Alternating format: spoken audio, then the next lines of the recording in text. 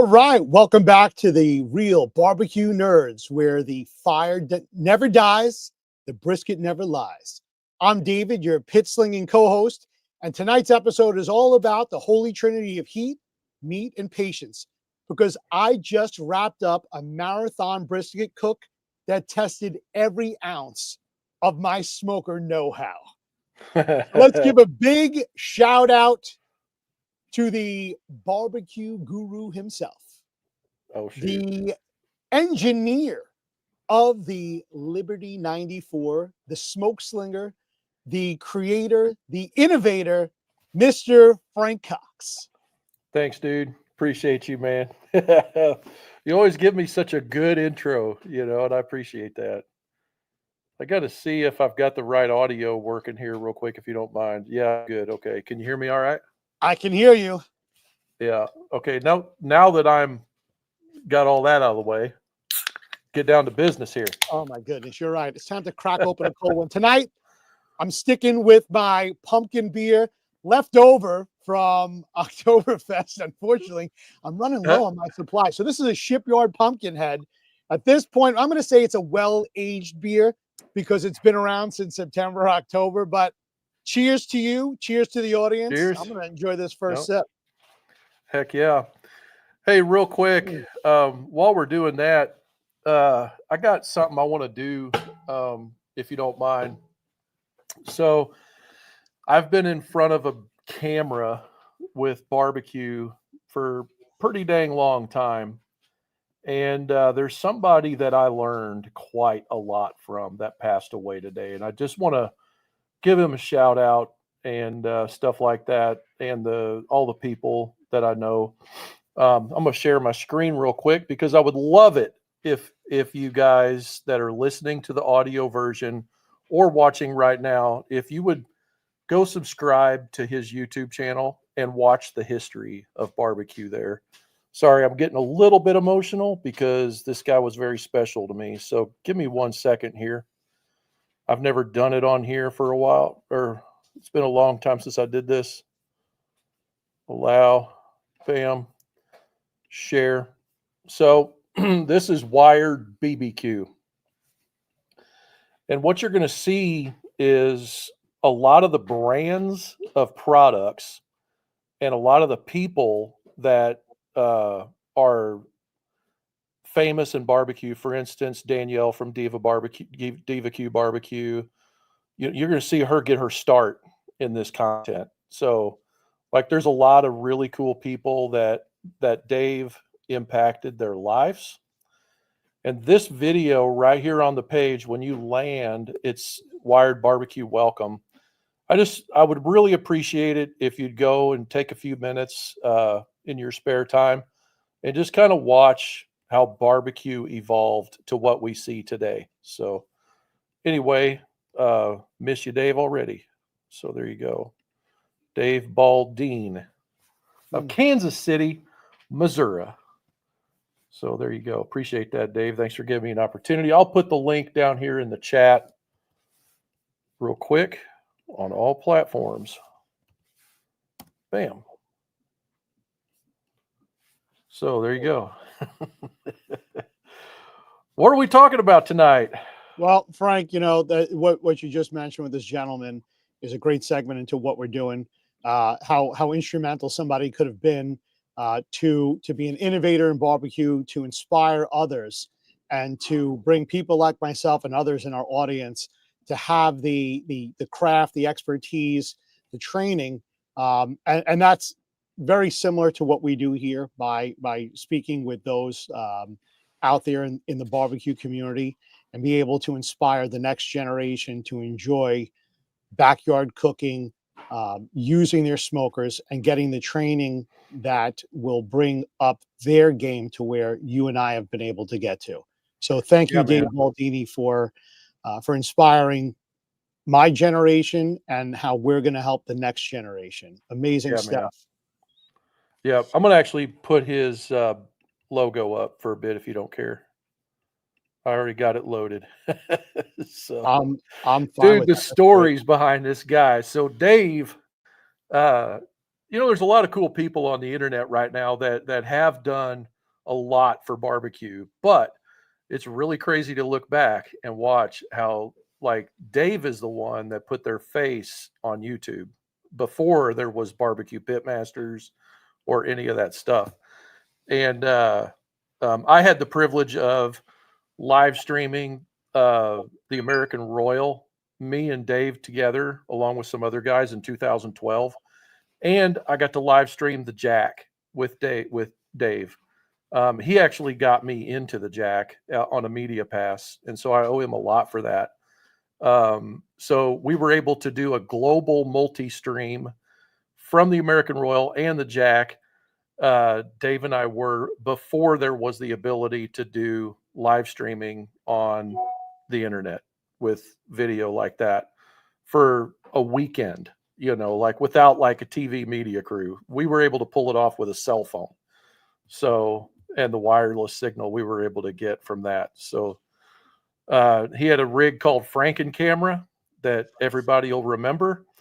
It was like a battery box that was mounted to a dolly that had like this complicated antenna system and all of this extra stuff. And he worked for for one of the TV stations in Kansas City for years as the guy. That's how he knew how to do all of that. So anyway, segment over into tonight's show, Dave. Sorry about that. So tonight's show is an interesting one.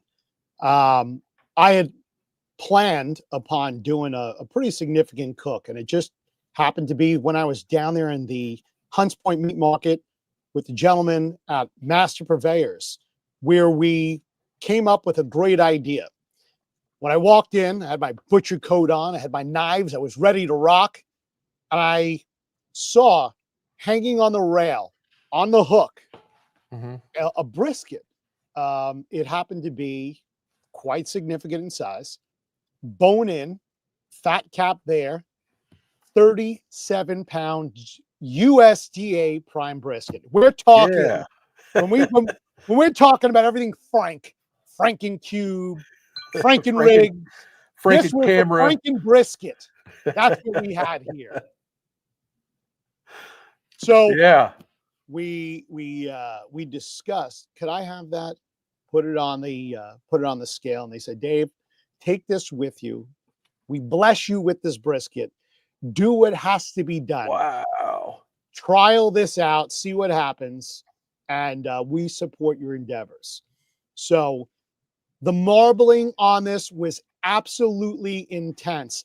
Looking at that intramuscular fat, looking at the fat cap. Let's just get into that. When we look at our briskets, one of the things that we try to do when we're putting them onto our offset smokers is we want to get them as aerodynamic as possible. We want to be able to round them off, trim the fat, take off any little bit that's going to be hanging. The fat cap on this, Frank, was roughly 3 inches thick. Yeah. Bone in. We had the rib bones were still penetrating through. This was a dream come true to be able to take this, bring this home, and put this on my Liberty 94 offset smoker to be able to do a low and slow cook. This took me 19 hours of time. Every half hour, 2 sticks had to go on. Talk about inefficiency in cooking. That's four sticks every hour. But Frank, you know this better than I do. That's what this is all about. In fact, El Presidente himself had said, David, you're not doing it right unless you're going through such a large quantity of wood. The secret behind this is not only those rubs that you put on, but also that smoke flavor that you get from having all that wood that you're burning, all of that smoke that's coming through. It's not about efficiency of having radiant heat and decreasing the amount of wood. It's about having more wood. That's what it was. And I'll tell you, as we go through this, one of the key things that came into play was when this was a finished product. The smell of the smoke that was coming off of this. My house smells like smoke to this point because I had the garage door open all night long. My wife's still upstairs right now, burning candles, walking around the house, trying to deodorize every room. The car smells like this.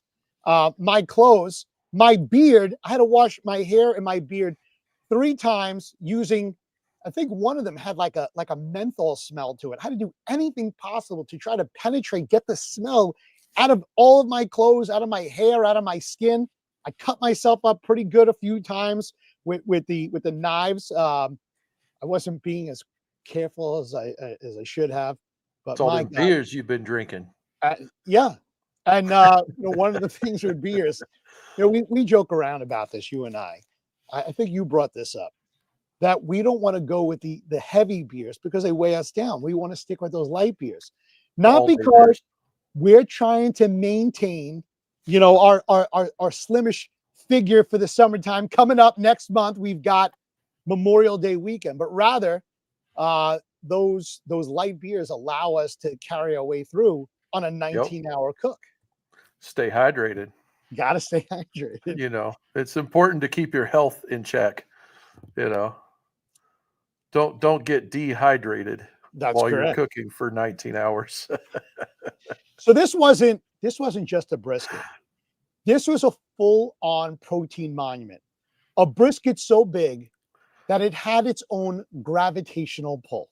Dude, if I'd have known you were going to say protein monument, I should have had like a glory sound that I could have played when you said that. I didn't know you were going to use that term. That's awesome. It is a Yeah. protein monument. We talked about this in our first episode, I believe, one of our first episodes of this podcast. We talked about doing a bone in brisket because we were going through the anatomy of a brisket and where it comes from and stuff like that. And you were putting on school about this cut. And so it's really cool to have the content available to be able to go back. I was traveling, so I couldn't stay tuned in, but I'm very excited to see the content from all of that. You were live for most of it, right? 3 times So or something? so I got up at 3 o'clock in the morning on Saturday. I took my Liberty 94, got it outside, got the fire going, and then the plan. And of course, when you make a plan, you have to incorporate in Murphy's Law and all the Yeah, things that are going to go wrong. So the idea absolutely. was to get this thing on at 5 o'clock in the morning.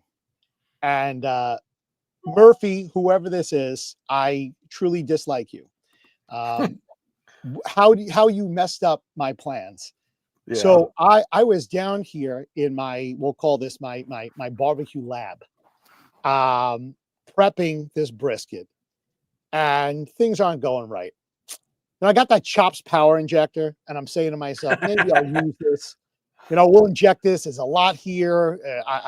I'm concerned that the method that I wanted to go with was not to trim this thing down. I wanted to keep the fat on.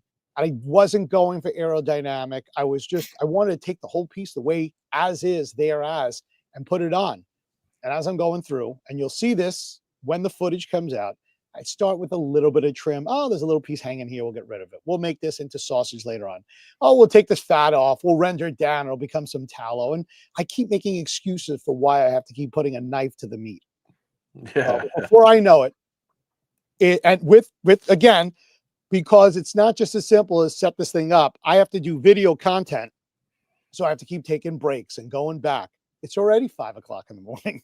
2 Yeah. hours just gone. Yep. So I start the process of the trimming, putting the things to the side. And now in my head, I'm saying, well, do I want to do a binder? Nope. Better idea. We'll just take some tap water, put some tap water onto it. And this is exactly what I did, and use that as my binder. And then I'll put my seasoning on.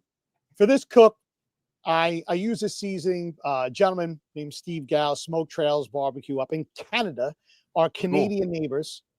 And he does a lot of research and development. Gentleman's cooked a ton of briskets, and he's an avid follower of someone in Austin, Texas, that we all Okay. know, Franklin Barbecue. Yeah. And his seasoning, he puts sumac in. He's got a salt, pepper, garlic, Wow. obviously, some other seasonings in that. I get my seasoning on. Everything's looking great. We're ready to go. Get myself upstairs. The pit is exactly where I want to be. It's rocking out at 225. I've got my wood going. Everything's maintained the right way. and then bam, the rainstorm comes in. Oh, Right. So dang. time out again. Time to go get a 12 by 12 pop-up tent. Let's get that going. So now the time goes further and further and further. Before I know it, everything's like the rain has now died down. I'm ready to go. It's 8 o'clock in the morning. Yeah. So at 8 o'clock, I finally get this thing on. I'm running at this point on what I have available to me: white oak, red oak. And then for flavor later on, I decided I was going to have some of that delicious black cherry oak along with some apple that I had. Yeah. I get this thing on. It looks gorgeous. I'm even thinking to myself, I know how long this thing's going to go. I'm going to get tired. And with the rain, I may not want to be out here. So I go ahead and I hook up a temperature probe to the smoker so that I can monitor my grate temperature remotely.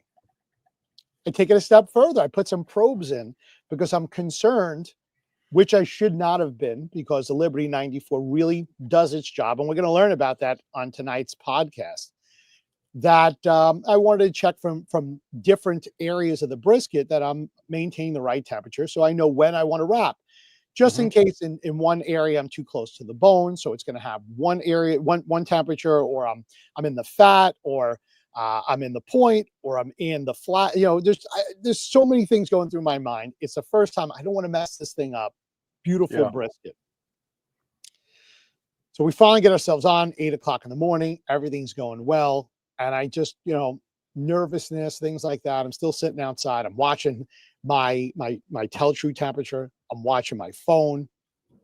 I decided I was going to go live, thanks to our talk last week where we had people in our audience suggesting, do you think maybe, if you do a big cook, you could live stream the whole thing? Well, it didn't make much sense to do 19 hours straight. Yeah. That's more like a marathon. That would be more like a filibustering of a brisket. And we weren't going to do a filibuster. Yeah. Nonetheless, things humming along.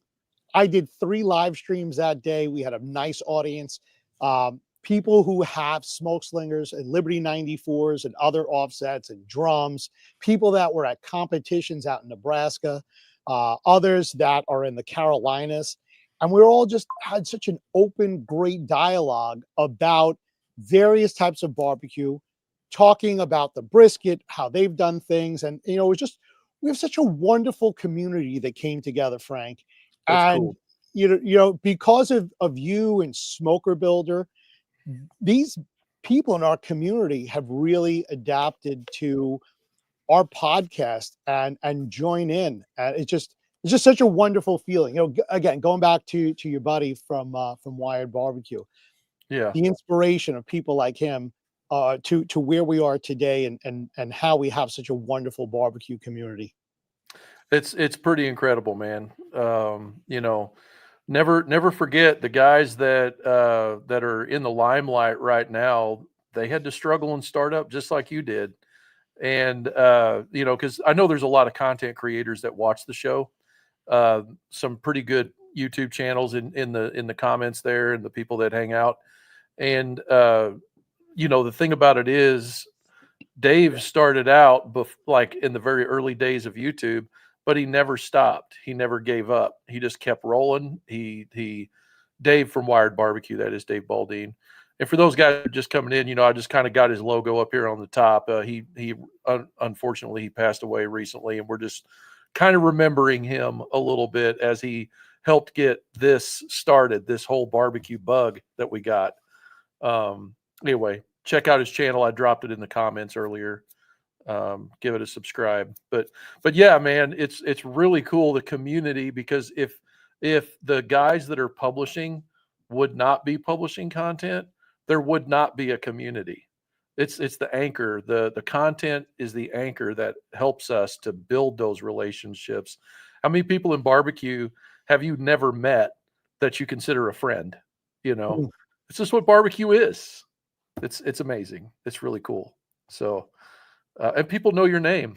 It's kind of like, what is that? Cheers. Yeah, Wasn't that the intro? It's kind of like that. it's where everybody knows your name. Yeah, it's cool. So I want to thank you for also getting me that post oak wood, because at Yeah. some point during the day it showed up, and Oh, I did it really, really? yeah, I wanted to go all post oak on this. So I did mention the woods I started with, but those post oak woods that you brought into me from Georgia, wow! Talk about Different wood deal. that was dried to perfection. I was putting in two of those 8-inch splits at a time, Mhm. and it was really dynamic to be able to bring that into the cook. Cool. The smell, the flavor, the heat that it put off, a lot better than what I was able to get locally from my quote woodman. Yeah.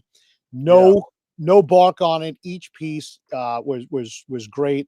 Um, in fact, for those that are using their smoke slingers, these fit great right there into your charcoal drawer because they're only 8 inches in length, and they So fit wonderfully just as well inside the excuse me the firebox, the 24-inch firebox on the Liberty 94. so what was the brand of wood? Do you mind saying that? I can't Um, remember. so it's the company is located in Georgia. Now you have to give me a second because Sure. I just I started forgot getting their myself. ads today You did. on Facebook. I'm sure they're coming in, namely Yeah, because of the all that we did here. So that was cutting edge firewood. cool. They're located in Georgia. The wood is, I'm going to say they're saying that it's 4 times drier and up to 3 times more dense. Yeah. Um, so it burns extremely clean. The smoke that came off of it was perfection. It wasn't that smoldering type of grayish smoke. And you Mhm. see, going back to fire to smoke reading. So when you see white smoke, it usually means that there's a lot of water in it. I did notice with some of the cherry wood and apple wood I was putting in, it began to sizzle, meaning that there Mhm. was definitely some sap that may have been left in there, definitely Mhm. water content. But this was bone dry, great stuff, Cool. clean smoke, and I really appreciate you getting that wood for me Yeah, because man. it was instrumental. It really kicked in and got this cook to the next level. Yeah, awesome. So tell us about your temperatures. So what was your did you run one temperature the whole cook, or did you like how did you strategize your temperatures on the pit? Great question. So I had the trifecta of temperatures. I was maintaining 225 to about 240. There were times it dropped below that 225 because you just The get busy rain. sometimes. You don't watch the rain. Yeah. There's a lot of different factors. This is a live cook, and Mhm. you have to be on top of this like a real caveman maintaining your fire. Yeah. But I maintained 225 for a good portion of the cook. I brought it up to 250, and then once everything was wrapped properly, and I did use butcher paper, as we called it last week, or Brisket paper. brisket paper, with the Wagyu beef tallow that I got from South Chicago Packing. Those that were Cool. watching the live stream thought this is hysterical. They're watching me scoop it out right from the container and just throw it on Smack there. it. Yeah, Yeah. I thought I had enough butcher paper laid out, and I put one sheet right next to the other one, laid one on top of the other. We found out that because of the size of the brisket, the Franken brisket, I truly did not have enough to be able to do a full wrap. So I had to then get two more sheets and wrap it Oh, that much further. Yep, yeah. Man, that wrapping process might have been a little bit interesting, huh? So did you take the 2 sheets and overlap them slightly and then, like, fold them in the middle I to try did. to seal them? Okay, yeah, Yes. and sealed them, and then you tallowed the bottom, Yep. slab of paper, put the brisket on, did the next one, and then did you boat the sides? I even before that, because it's paper and I had the tallow on, that's one thing. But I felt it necessary to spritz the brisket from time to time. So Uh-huh. that liquid that I had in there, and I neglected the first time to mention what was in my spritz. I used a container of what's called Better Than Bouillon. It's a beef base. It's really great when you're making prime rib. So I used that as and I put some other trick ingredients in there, and Mhm. that was my spritz. So I put that spritz right onto the paper, which made it a lot more malleable to be able Mm, to turn and bend over and uh, make a Christmas present out of it. But yeah. no, I didn't do the fold up method. I had this thing Okay. fully wrapped up like a present. And I put Oh, that okay, back cool. on, kicked the temperature up to 275. Once I well the point of the stall was at 170. That's when I took Mhm. it off. I went through this whole process of wrapping and then putting it back on. All in, like I said, it was 19 hours of smoke that it got. Amazing stuff. Cool. So then you had about what, have about a half hour between times you added wood, maintaining your Every half cold hour. bed? Yep. Yeah, and that worked out pretty good, that rhythm did, 2 It splits was. every half So hour? I had the rhythm of the fire management to in order to keep a clean blue smoke and avoid Mhm, any of that bitter creote buildup, creosote buildup. So it was nice. I had to maintain. I had to make sure on my smokestack that I had that properly set up on my firebox. I had the air intake set up in mhm. order to maintain those temperatures. There were times I cracked the door open. I played around with the shovel, moved around a lot of that coal bed so that I can maintain the temperature the way that it was, get a lot of the ash out of the way. So, it's work. You have to baby this. This is not a set it and forget it. We're not dealing with a pellet smoker where the joke in the industry is, it's that you're dealing with the Betty Crocker version, of cookers, because you can walk away, you put your temperature probes in, and the computer does its own thing. This isn't Yeah. the easy bake oven. This is advanced cooking, and brisket is that top echelon. You're at the apex of cooking. It's what everybody wants to do. And you have to put the time in. You're going to sit there and you're going to do it. You can't walk away. It's the mother-in-law of cookers because you Mhm. have to be there to play with it and not spend time with your mother-in-law. That's right. That's just the benefit of it. Great stuff, man. So tell us a little bit about the brisket itself. So you mentioned earlier that it had the chine bone in. It still had some of the ribs poking through. That's Real right. quick, Dustin's asking me if I can see their comments, and yes, we're just not pulling them up yet because we're geeking out a little bit. We're nerding out on the details of this brisket because I haven't seen it personally yet. So explain the anatomy of that brisket a little more detail. So the Yeah, brisket no, is the Jason. pectoral muscles. It's the pectoral Mhm. muscle of the cow. There's Yeah. there's two of them on there. There's the left and the right. I can't tell you if I have the left or the right at this point, because I was just punch drunk out of it.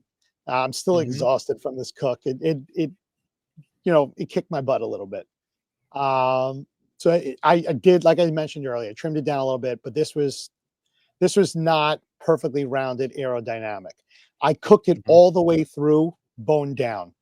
I was asked, did I flip it? And the answer was no. I didn't want to ruin that beautiful bark that I had on the top. It was that nice meteor black color, Mhm. but it was bone down the whole way.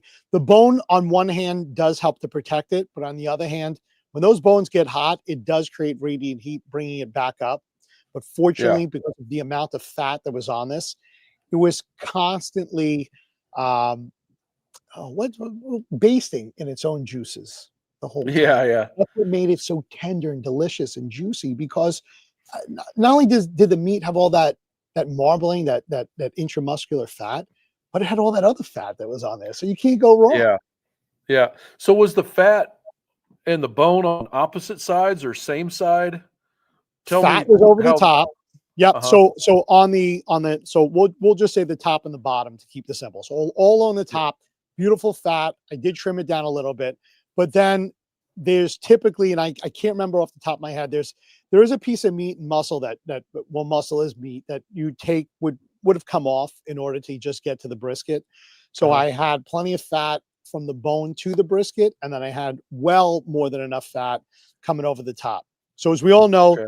the point is going to be your fattiest portion. So there was a Yeah. tremendous amount there. Your flat is your leaner portion. So that's when I had put this on, I wanted to make sure that the bones that were protruding was the side that faced towards the throat of my firebox. So Yeah. that was the end that could take a little bit more heat. Mhm. Obviously, the point that was pointing towards my smoke collector, and I did maintain that the whole way through. I didn't rotate it. I didn't flip it. None of these crazy different ways. It was really just get it on. It was Yeah. tremendous, and cook it through that way and try to do the least amount to this, even though I had the computer systems hooked up just for Yeah. my own mental state. So here you go. Dustin El Presidente wants to know, did you get any sleep? He was so on my last live stream at about 10 o'clock at night. We didn't have many people, and he said, "David, you got to get to sleep. You can't be out there all night long. It's already 10 o'clock. You don't know how much longer this thing's going to go in the stall." So he gave me a technique that I had to just go with because he knows his smoker better than any of us. He, Mhm. he did the R&D. He figured this thing out. So he told me, put more wood in. Build yourself a log cabin inside of your firebox, which is exactly what I did. Think of this like a jazz trio when we talk about a wood. We had our post oak laying down the beat, our black cherry walking the bass line, and the apple riffing those high notes. There you go. Every split at this point, when he told me to do this, every split mattered. Yeah. So I had 8 splits going. No, I had 6, excuse me. No, yes. So this way, this way, this way, this way. So that's right. So we had 3 levels of wood, 6 splits going. He Yeah. said, I want you to do all that. Then I want you to go back to your firebox and on the air intake, on your pinwheel damper, open it no more than a third of a way, maybe even close it down a little bit more. Then go back to your chimney and have that open about an eighth of an inch. That's it. Oh, wow. And he said, stop, just watch the temperatures. And it did. It got up to about 300 and something degrees. And I'm watching this. And then it started to come down. And it sat there at about 275, 280, would spike up to 290. That's just the way that it goes because you get a little bit of wind, Sure. but it held. And he said, now go to bed. Come back in about an hour. Take a look. At least you can sleep an hour at a time. Yeah. Just maintain it. Mhm. I did this a couple of times. Before I knew it, I came over. I checked. I couldn't do the check where you're able to bend your brisket to see is it jiggly, this or that. It's a lot of paper on there. So what it really came down to is just taking my fingers and pushing into it to feel what it was. Yeah. Taking my thermopen and checking for probe tenderness, and it was there at Cool. 3 o'clock in the morning. 19 hours into it, it was finally time to pull it. But then Murphy's Law played in one more time. Murphy wasn't done playing with me.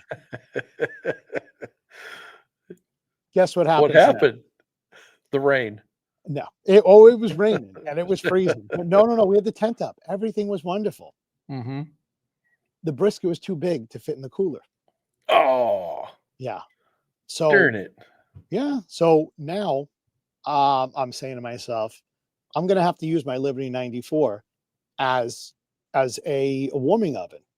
Um, I'm delirious at this point. I'm thinking, all right, maybe I will go to the pellet cooker. I'll fire that up. I'll put this onto the pellet cooker, tell it 150, and use that as my easy bake warming oven. But I was too far gone. I said, I'm just going to maintain this thing. I backed down. Actually, I put a little bit more wood in because the coals were just glowing orange. I put a couple more pieces of wood in, and I had that inner El Presidente thought. I'll close down the air intakes even further. I'll close Mhm. down the chimney a little bit further and pray to the brisket gods that this will hold the temperature and not go to like 200. We can maintain 150 to 170. And Yeah. thank goodness, because I never set an alarm. I that was it. I left it on, wrapped, and I walked away. And before I knew it, it was 7 o'clock in the morning.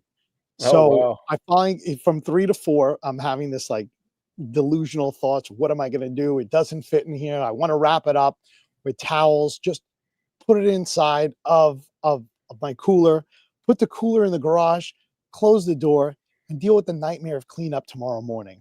But that was it. But the Liberty 94, because it's full 1/4 inch steel, it Mhm. was able to have that carryover heat.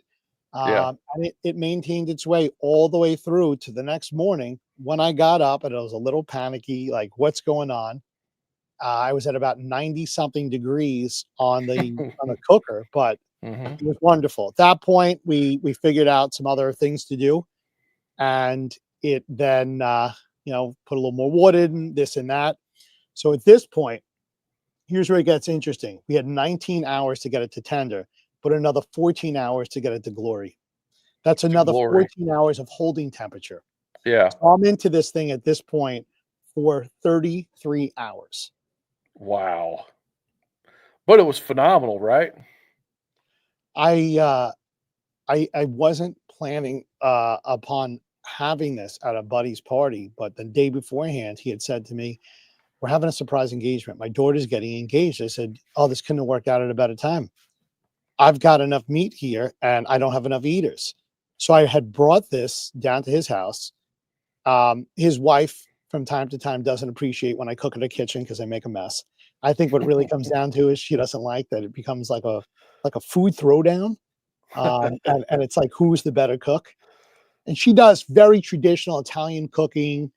And here's me coming in with the most American Texas low and slow brisket to the Italian party. Uh, the caterers are there, everything's going, and I set up my camera, people looking, and they're like, "What is he doing? Why is he videotaping himself in your house? Why is he all mic'd up and pushing people away and telling them if you're going to be on camera, you have to sign a release?"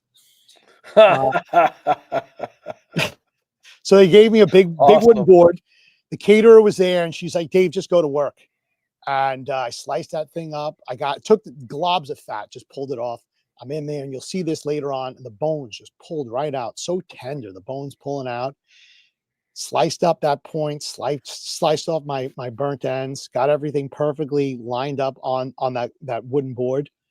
And as people are walking into the house, what do you think the first thing they asked for was? Brisket. Yeah, it had nothing to do with the engagement party. 0 point to it. Nobody even cared. Where's the where's the brisket? Look, David's here. He's cooking again. David's cooking. So they Awesome. came in. There's the brisket laid out, and there's two cruise ships of sushi set up, and there's hanging bacon and pretzels, and there's a crudette platter, and there's a charcuterie board, and there's little hamburgers, and there's food all over the place. But everybody found their way over to that brisket. It was a moment of That's glory. You would awesome. have been proud to walk into the room. It'll be fun to show on video too, man. I felt like Yeah. Moses parting the Red Seas and leading my people to freedom, to barbecue brisket freedom. Get through some comments here real quick. Howdy, Greg. Appreciate you joining us tonight. We got Carlton's cooking. Evening, gentlemen, he says. No sleep. I'm exhausted, Dave said. Moose in the house. Let's see here. Getting on down. We talked about my bro, Dave Baldine. TD Price, what's happening, brother?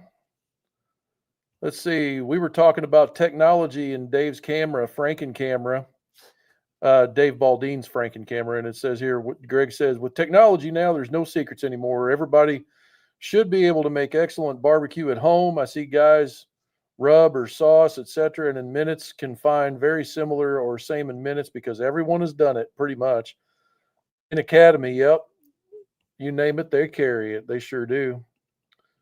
So was it El Presidente wants to know about 37 pounds. Was that pre-trim or after trim? No, so great question. So that was the hook that was hanging on the hook on the rail, 37 pounds. That counts Cool. for the bone, that counts for the fat. That's all in 37 pounds, which is what the idea here was, to try to get as close to that 37 pounds without having to trim it. Yeah. Awesome. Chris says, what makes it USDA prime? How do you know? The United States Department of Agriculture inspectors, the ones who make the determination, looking at the slaughterhouses, at the packing plants. They're the ones that give it the certification of prime, choice, select, ungraded, That's where that comes from. And it really the whole idea is looking at the marbleization that's on there, and that's how they determine what type of grading that meat gets. So, question real quick about that. I don't want to go down too far down the rabbit hole. I just want to Sure. hit it on the surface. Do they do that by ultrasound, or do they do that after like a certain cut is cut off? No, they look at it. That's visually They done. physically There, look at yeah. So like a there's ribeye. correct, but at this point in time with technology, there's cameras that are able to make that determination as the meat's coming through. It can scan it. So we'll say it's laser scanned. There's a camera that scans it that can make that determination, but there's no ultrasound. Oh, okay. Reason I asked about ultrasound is because at the fair, when the kids are bringing their pigs in, that's what we're Mhm. doing is we're looking at the loin, and that lady, there's a certain lady that comes in that has that machine and all that stuff, ag department, and she can kind of look and give the kids a grade based on Mhm. that on the live animal, Okay. on what that is. Just a walking grade, but I imagine they're more accurate with what they're doing. Yep. Yeah. Hojo, how you doing, buddy? Glad you're here. Let's see. Chris says, "LOL the beard." He's talking about the smoke beard. He remembers he knows the feeling. Dustin's advice is to embrace the smell. No need to fight it at this point. Hojo says you should have used tomato juice or get it all up in that beard and rub it around. That's what they do for the skunks. Hilarious. Uh, let's We're see. talking about tomato juice. There came a point where people are like, is this the point where you start the Bloody Marys? Because it's like, it's the morning time. You might as well indulge with some vodka. Get rid of the beer, get over to the tomato. So they're right. I should have, flushed this thing out with a little V8. TD Price says Smoke Slinger community is the best community ever. If you guys don't know where to go to the Facebooks and type in Smoke Slinger Pit Owners Group and you'll join it. You could actually self-join. It's a public group actually that's heavily moderated. We talked about the wood. Chris was asking. You said about every 30 minutes, 2 splits. Yep.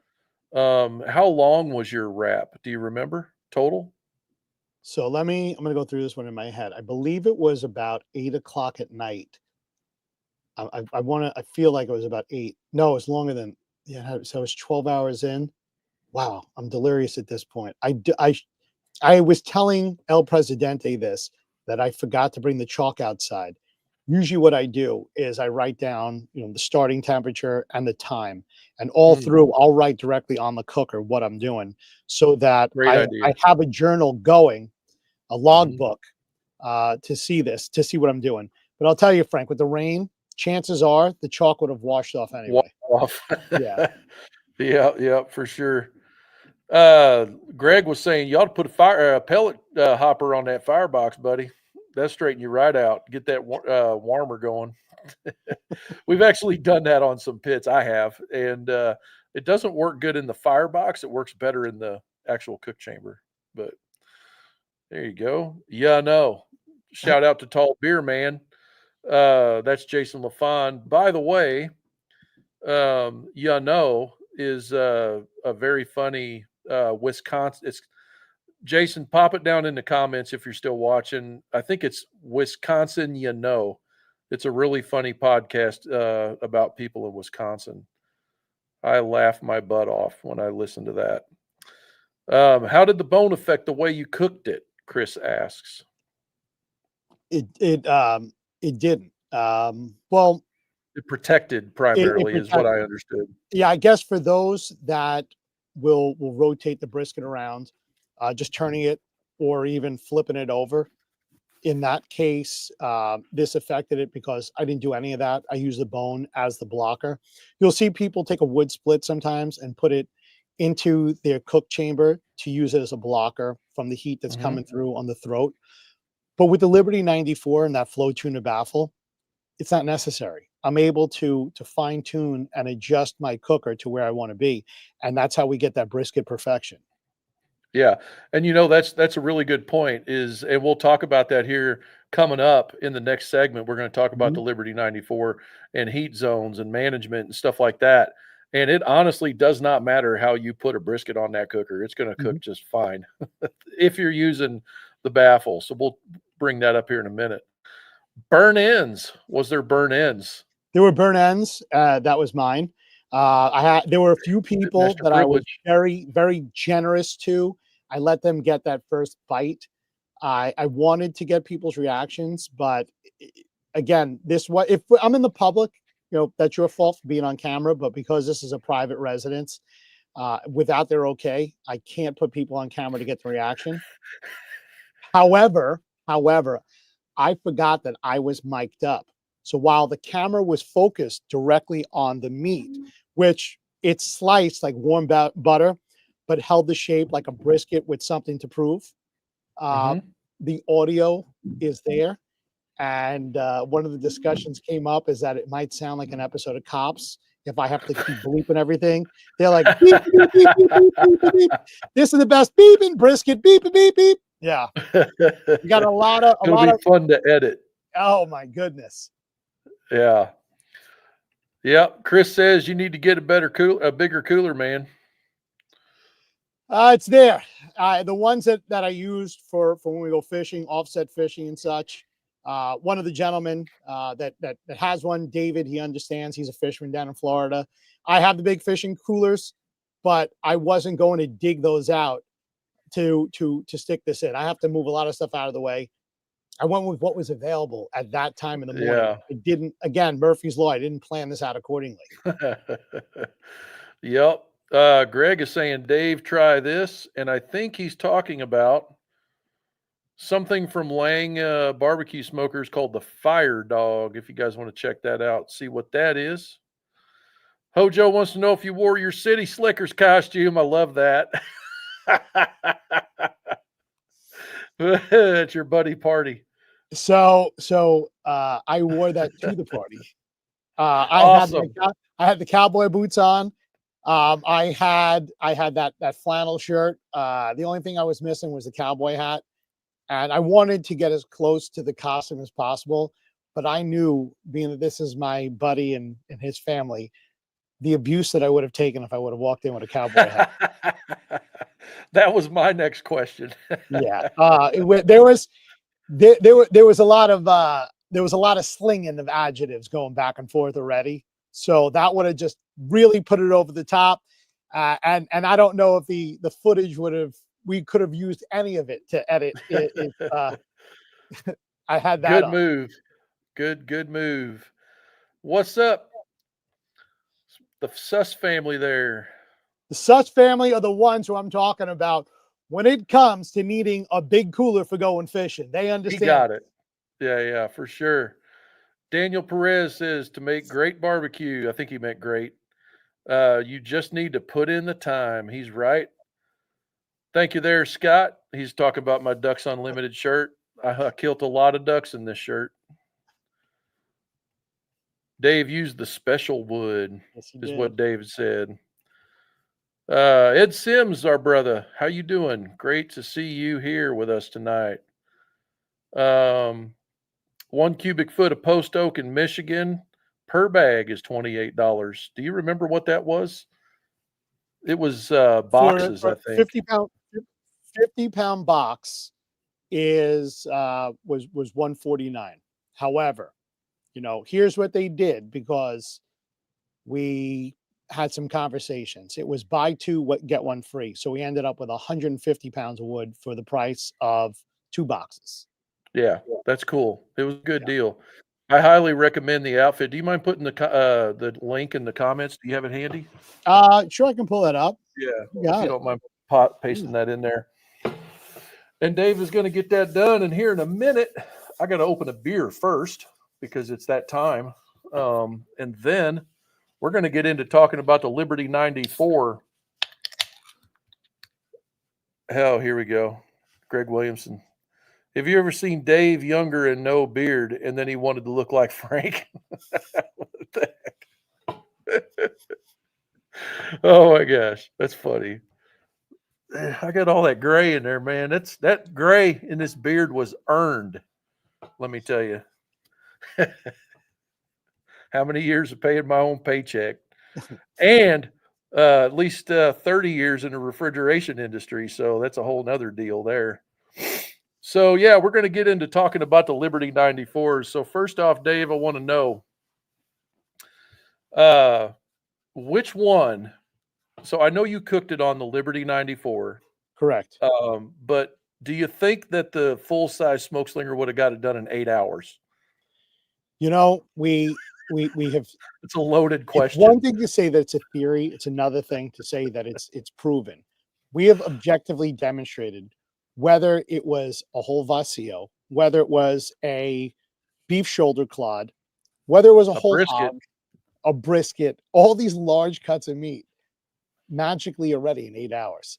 So that's a great question, which So then now we makes got me to think, try it. should I go get it? Yeah, now I got to do it again. I don't know if I'd go get another one yet. I'd let it kind of chill out a little bit. Yeah, Maybe cook some ribs. yeah. I think that we're going to take it easy. In fact, one of the gentlemen in here, Mr. Williamson himself, had suggested to me that I do these Mexican pork chops. I'm going to be That pulling out the sounds smoke good. slinger tomorrow, and we're taking some double cut pork chops, cutting a pocket in it, and stuffing it with Mexican cheese and some other seasonings, and putting some stuff on the Oh outside. my goodness. And we're going to do Mexican pork chops tomorrow night for Taco Tuesday. That sounds amazing. I keep forgetting that today's Monday. I'm like thinking it's almost Saturday. Oh my gosh. Yeah. So on the Liberty 94, we were going to talk about the setup you used, and then we were going to kind of get into some efficiency conversation about just offsets in general and what makes an inefficient offset a desirable thing, in my opinion, in your opinion, and kind of stuff like that. So real quick, as far as your flow tuner baffle, how did you have that set up for this cook? So the way that I do it, and again, this goes back to one of the techniques that you had shown me. So we're looking at our flown tuner baffles. They're pinwheel dampers. So with the handle, I tend to turn each one to the outside, but that Hmm. would create a gap where it's half and half. I kind of close them up a little bit more, so it's about quarter of an inch open on each side, and that's Hmm. about it. I don't want a ton of heat coming through. I want enough heat that's coming up or up around the baffle and a little bit coming through, and that's how I tuned mine. What's Hmm. nice about the flow tuner baffle and the way that we have our Liberty 94 set up is that I can very easily take the cooking grates that are in there. And even though I had the brisket on, I can slide one underneath the other. I just have to lift it up a little bit and get one underneath. So if I ever wanted to get down to the flow tuner baffle, if I wanted to tune it just a little bit further, I have that accessibility to do such. That's a great point. Something that's often overlooked is if you're just cooking a brisket or two or something like that, you don't need the entire surface area of that cooker. So that gives us the opportunity to go in there and play around with that baffle a little bit if we think we want to. So something you and I have spent a little bit of time talking about behind the scenes here, just in conversations about using the pit more from a just technical standpoint. Um, is the fact that we can own our temperature zones in this Mm, pit. And I think what's really important about that, what I mean by that, and there's probably a way better way of saying it, is we're able to create temperature zones, or we're able to get rid of temperature zones like at will. We can do however we want to run that pit by doing what you just said, adjusting those baffles, letting more radiant heat come in under our rack by opening those baffles, those pinwheels up, closing them to prevent that, and also moving that plate because you can slide it lengthwise inside the chamber farther away from the wall or closer to the wall. All of those, or just remove it entirely. So, as far as your cook goes, how far off the wall were you? The way that I do mine is I get a 2 finger length distance. So if this right here, I have to remember we're on radio too. So Yeah. looking at the baffle, I want to be able to take, let's say it's a tape measure or fingers as such, and I want to have the distance from where the throat of my cook chamber is to where the firebox is. I want roughly about an inch, maybe a little less than an inch from where we're going to be parallel of the baffle to the throat. So that's it. The gap in between is, Horizontal. yeah, horizontal, exactly. Yeah. So the plate from the baffle plate from the firebox wall was probably an inch and a half inch About an off inch, the I'd wall. say. Yeah. Yeah, And that's as close as you can get it, I think, because the feet will hit, if I remember correct. correctly, that hold it straight up. So something that I like to do, and I've done with other pits, because I've put similar things. I've not done this baffle, but I've done similar baffles in other pits, and I like to be able to slide that away from the wall, and I'll actually create a super hot zone right there, because you can run this pit as hot as you want. You can get it up around 600 degrees if you feel like it, and you can do reverse sears on this pit, which is really important to understand that it's good to be able to do that. Like move your stuff around. Like when you do these chops, I know you're going to do them on the full size smoke slinger because it's like the perfect pit for that. But you could duplicate that in a very similar way on a Liberty 94 if you decided to. Yeah, something else you can do there. That would be a game changer to be able to get a reverse sear on a traditional offset. Yeah, yeah. The way we used to have to do it is we would have to have one cooking grate in the cook chamber, and we'd have to actually put charcoal inside the cook chamber to do it. Wow. But you don't have to do that now. You can just like light a incredibly hot fire as big as the throat opening is on the Liberty 94. It moves a ton of air. And then you've got that baffle sitting there right in front. You can move it down about 6 inches away. Excuse me, I'm drinking all them beers. Anyway, then you got to flip your chops over 1 minute and 1 minute, done, seared. It's cool. You got that flame coming up if you have it wide open. So, but yeah, as far as efficiency on offset smokers, when we first started out building and designing pits, and I talked about it, I think last week, I don't remember, maybe, where I was talking about the scavenger hunt you could do on the internet, and you could see where I learned how to design pits. It's a different forum. It's not my own. And bonus points for whoever can figure out what my name was on that forum, because it's different. But anyway, when we were on there, the quest at the time was to have dead even cook chamber temps. And when I say dead even, I don't mean like it's the same temperature across. I mean, we're dissecting atoms, to try to like really get it perfect on the engineering side, and then duplicate it on all these other different styles of pits. And that's what pit design was all about back in the day, because we were so used to cooking on like box store cookers and homemade pits that were built on assumption, not design, that we just were tired of that. We wanted to just be able to throw a log in, go back in the house for 45 minutes, come back out, throw another log on, and have that consistent, dependent cooking style with clean blue smoke. But as you're learning, that's actually like a hindrance to really great barbecue. Yeah. Would you agree? I was hoping that I could time this thing out every 45 minutes, throwing a split in, but I learned a very important lesson. That's not true. You Mhm. want to have more wood burning. You want to have more smoke. You want to get that rolling consistently all the way through and maintain, like we're talking about, that blue smoke, not black heavy smoke, not the gray smoke, the brown smoke that you can see that at any point that brown smoke means we're gonna have a flashover. That means that there's a possibility we're gonna have a grease fire. No. Yeah. Yeah. Yeah, that's true. So when I remember back in the day with one of my first pits, I was frustrated because of course, I started on a Traeger 070 back when they were made out of metal.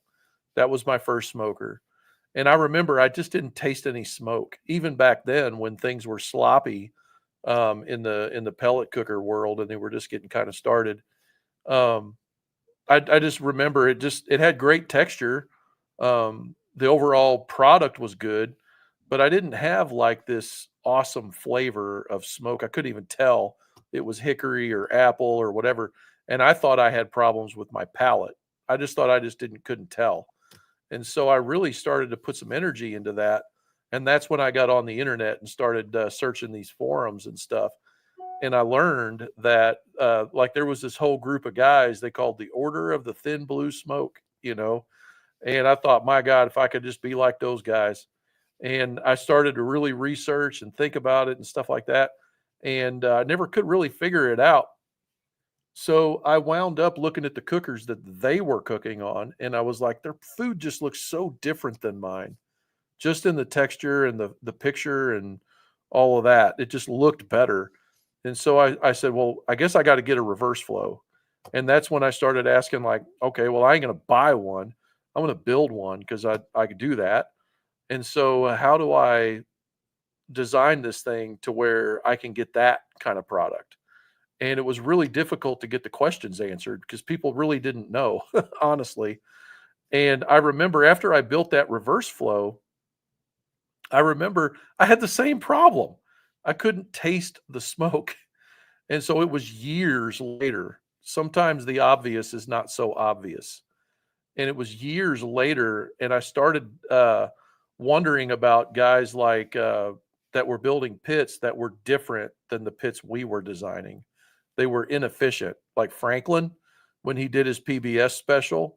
Mhm. And, you know, he was building those pits, and we were like laughing at him and being like, well, I don't care how famous he is or like, you know, what his barbecue tastes like. He ain't building that pit right, you know? And so we started like throwing a lot of trash his way and other builders that way. And we're like, they're just not doing it right. And then I started seeing these guys showing up on the Texas Top 50 monthly. And I was, how in the world are they doing it? Like, how are they getting in the Texas Top 50? And all of these guys are cooking on pits that are built wrong. And then I started asking myself, oh, maybe it's a flavor thing because they're on the Texas Top 50 and their barbecue's great. So there must be something I'm not seeing here. And then we started exploring like a sloppy fire and stuff like that. And here we are. Now we've come full circle. We're started out saying like, you're not, this is the right way to do it. You're all not doing it right. And then we came all the way back over here. And now we're like, oh, we've been doing it wrong all this time. It should be sloppy and it should be wasteful so that you can get better product. That's kind of the whole deal in a nutshell, how it all happened. And now here we are with the Liberty 94, where we want a sloppy fire, we want great flavor, but at the same time, we want to make it easy for a pitmaster to run a pit, right? So enter the Flowmaster baffle plate, and that's kind of how we're doing it. And you know, when you say make it sloppy, that's probably the best way to do this is not to be so nice and organized. Just throw the wood Hmm. in. It's okay. Put the wood in. Yeah, As long as you have those hot coals going, you have that great coal bed, the wood's going to light. Whether you put yeah, the wood in from the end of the firebox to the end of the throat, or you're going crisscross, or you're going directly across, whatever it is, the wood's going to burn. It's there. And if you have a shovel and you find that you want to move the wood a little bit closer, a little bit further back, with a 24-inch firebox, there's plenty of room to move your splits around, especially when yeah, you're using 8-inch splits. You have plenty of room to move things around. yeah. That's a key thing, and I'll show that question here. Chris was asking, what size splits you use on the Liberty 94. I think you were using 8-inch splits. I cut my own wood, and it just depends on how much I'm paying attention, but or who's running the saw, if it's me or it's my boy or something like that. We're trying to hit somewhere around 10 inches on average, is what Mhm. I like to say. And then about 2 to 2.5 inches in diameter, which brings me to this. What was the average diameter of your splits you were running? Great question. So with the white oak and the red oak, those are like 12 to 16 inches in length, way Mhm. bigger than what I would have liked. When it came to the black cherry wood and the apple wood, that was 12 inches. Everything was universally cut. Same thing I got down to the post oak, that came professionally done. So the diameter on that, each one is squared off. It actually looks like almost like a fence post. They're Mhm. perfectly cut so they fit in the box that way too. The rest Mhm. of them are all like a pie shape. So the Yeah. the, the thickest portion of that coming across is probably 2.5 to 3 inches. When Perfect. we're dealing with the post oak that's coming in from cutting edge firewood, each one of those is uniform. They're all square. So I'm going to say total around it's probably, again, like 3 inches, if that. Yeah. So that's what I shoot for on any pit that's less than 200 gallons. I'm shooting for something in that range, like a 10 to 8 to 12-inch split is great. You can always put a few more splits in, something around 2.5 to 3 inches in diameter. And when we get up to bigger pits, like, bigger than 250, 500, 1,000, now we're getting into those 16-inch long splits. I still want a smaller diameter, something like like maybe a 3-inch or 4-inch max on a big split for a big offset. I would rather put more splits in Mhm. and get a faster combustion than to have a big split in there that's going to last a long time. This is not a wood furnace. This is not like we're not running a wood boiler here that we're going to be gone all day and we need this split to last all day. So we're not going to fill it up full of wood. We got to have it where it combusts and then we can reliably keep our coal bed going, which I want to point out here. Chris also said Dustin El Presidente needs to bring home a Liberty 94.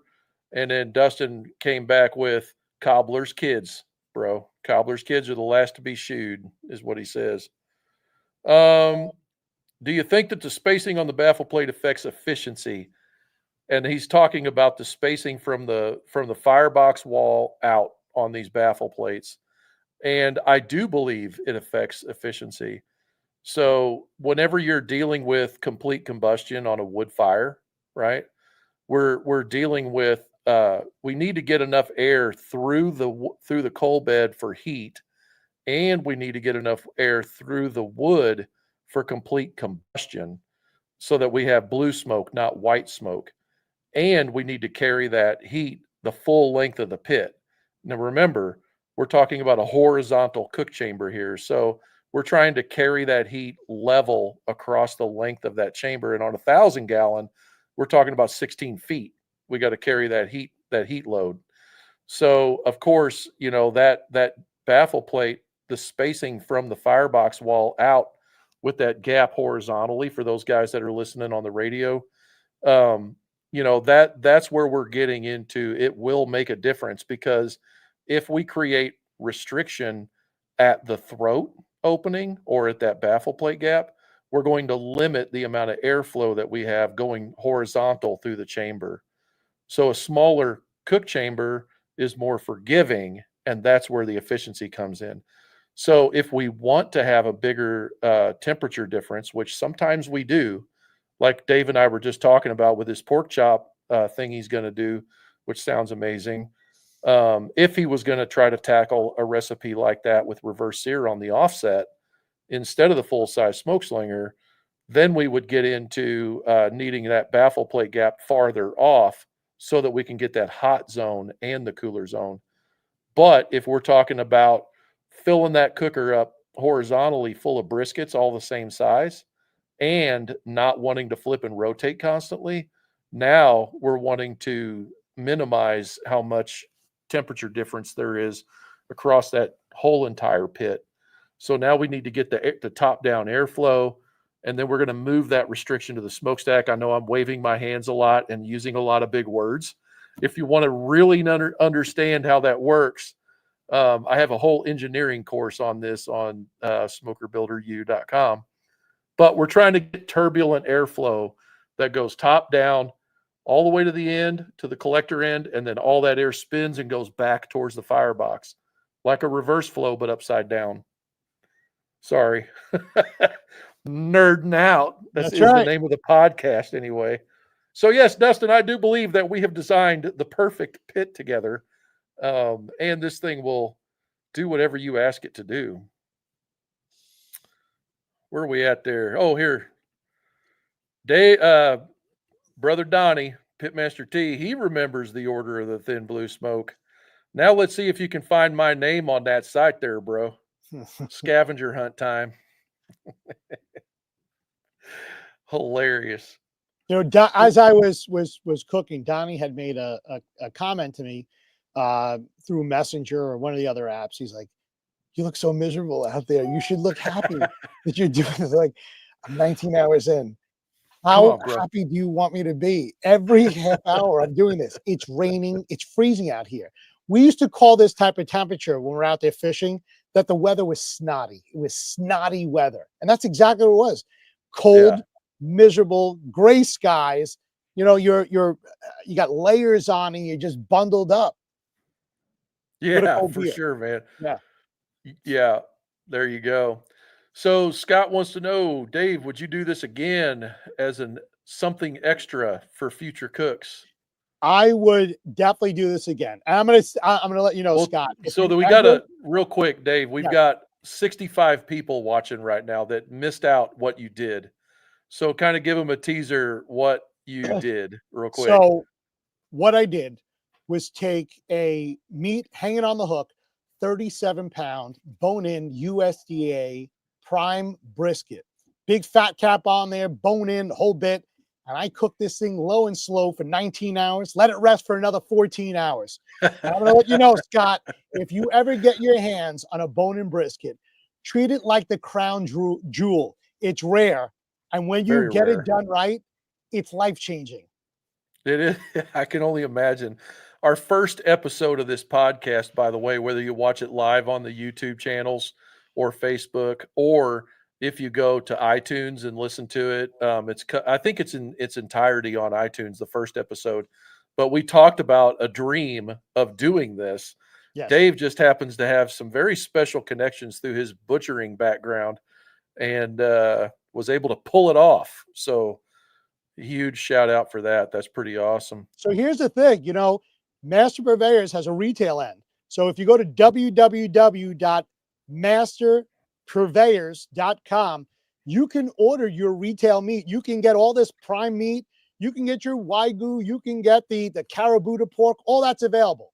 However, if you're looking for that piece of meat that's wrapped up in butcher paper that you see the gentleman with the white coats on and they throw it up on top of their shoulder, that's a little bit different. You're going to have to go out there to the Hunt Point Meat Cooperative. You're going to have to go take that truck just like I did to go pick it Yeah. up.